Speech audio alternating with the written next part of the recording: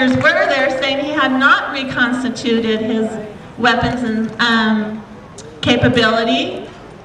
And that's why we didn't get a second resolution in the Security Council. I said he had no weapons of mass destruction, and if he still had some, we knew it because we gave them to him. We sold them to him, and we kept the receipts. The only thing we didn't know, obviously, is where he kept them.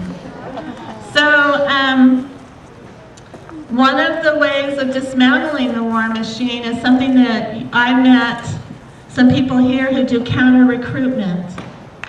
We mothers, I'm going to talk to the mothers now. So mothers, put on your listening devices. I don't know what that would be. If you're hard of hearing, I guess it's called a hearing aid. But mothers, one of the reasons I'm so detested by many people is because I didn't just take my gold star and Casey's insurance money and go away and shut up. And mothers in America are supposed to be like our democratic leadership and protect the status quo. And what's the status quo in America? Mom, country, and apple pie. And we are supposed to willingly give our children to the war machine so they can kill them for profit. And counter-recruitment is the most important thing that a peace movement can do. Maybe not an anti-war movement, but a peace movement must stop our children from falling into the hands of the evil war profiteers, the ones who only look at our children as cannon fodder and not as human beings.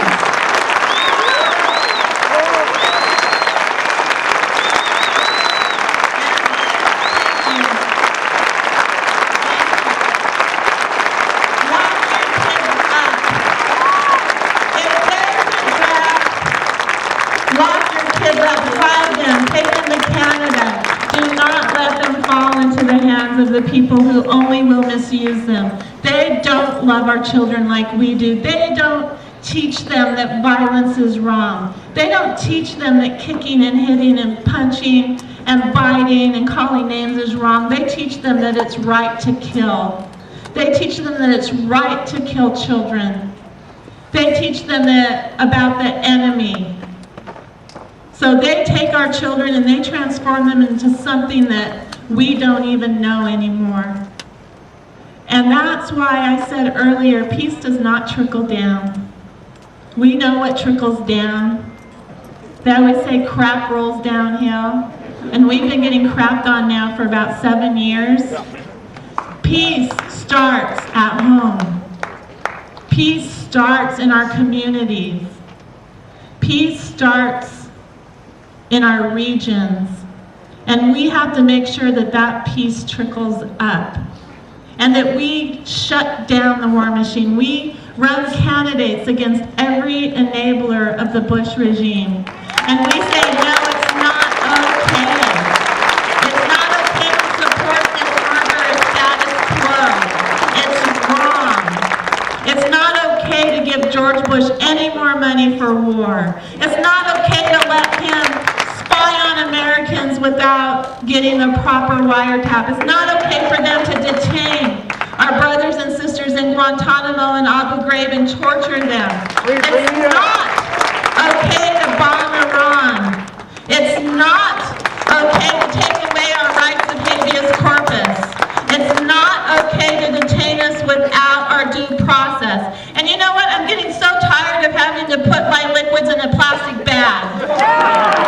You know, just because I don't have my liquids in a plastic bag does not give you reasonable cause to think that I'm a terrorist. Come on, let's put on our thinking caps. If I have to throw away one more tube of toothpaste, I don't know what's going to happen. It's going to go crazy, I think.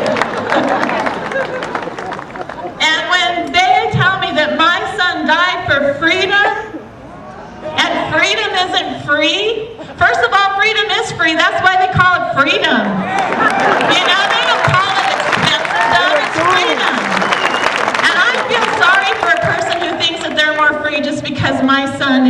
grave.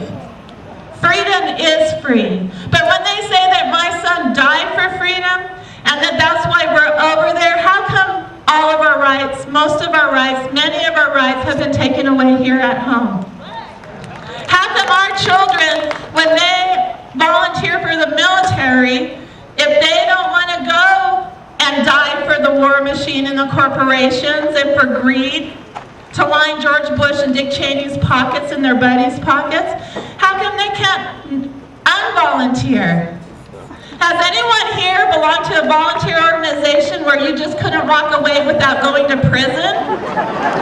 I think we all have, and we've all belonged to volunteer organizations that we didn't have time to work with anymore. We started to disagree with their mission.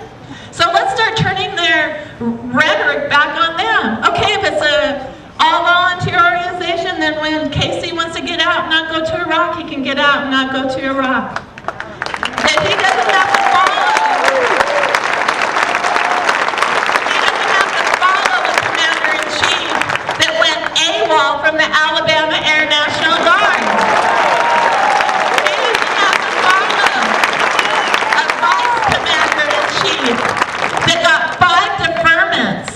And we don't care if they got deferments, and if there's any Vietnam resistor here, we honor you. We wanted all of you to get out of that war. But you don't go into power and send your troops off into another war, another bullshit war. I'm going to be the only person in Congress that says bullshit and has tattoos, has been arrested 8 times. Yes.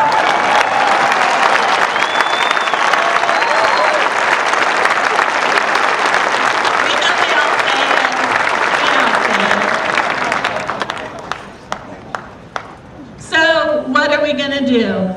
You know, the White House generated Petraeus reports coming out Monday. It's going to say the surge is working against all evidence to the contrary. They're going to say that sectarian violence is down 75% without saying that they redefined what sectarian violence is. That if you get shot in the back of the head, that's sectarian violence. In the front, that's murder. Murder's way up in Iraq, but sectarian violence is down.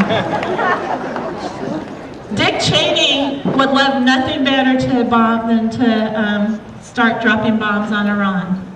And you see the rhetoric. Everything's Iran's fault now. You know, price of gas goes up, it's Iran's fault. You know, there's a hurricane in the Gulf, it's Iran's fault. Everything's Iran's fault now. So what are we going to do, people? Are we going to sit here and let them kill more of our brothers and sisters? Are we going to let George Bush and Dick Cheney walk away from the White House and what George Bush wants to do?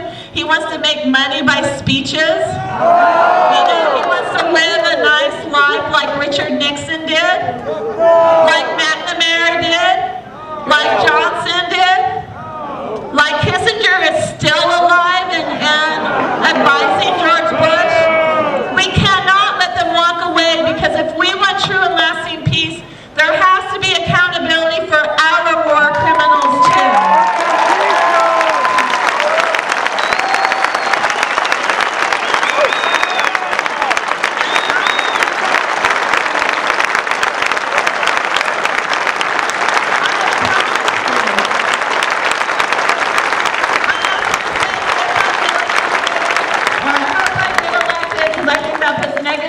In the universe. When I get elected, I will be a congresswoman for 2 weeks while George Bush is still president, and that's going to be the worst 2 weeks of his life.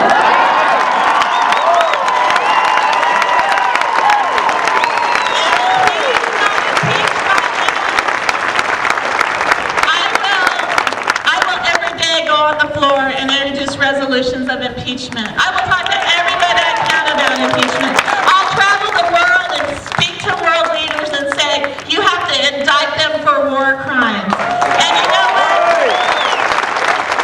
I'm going to be 98 like Granny D, and I'm going to be holding a picture of my son wherever George Bush goes, and I'm going to say, you killed my son. And I'm never going to let you forget this. And we cannot let it happen again. and Vietnamese people were killed. And it's happening again. It's another Vietnam. I know George Bush spent so much time saying no, now he says it is. And if we leave, it's only going to encourage Osama bin Laden because it's like another Vietnam. No. Ending the occupation, making sure everybody in the Middle East is treated fairly, not just a certain peoples in the Middle East, but everybody is treated fairly. Removing our troops, removing the war machine, removing the independent contractors. That's going to go a long way.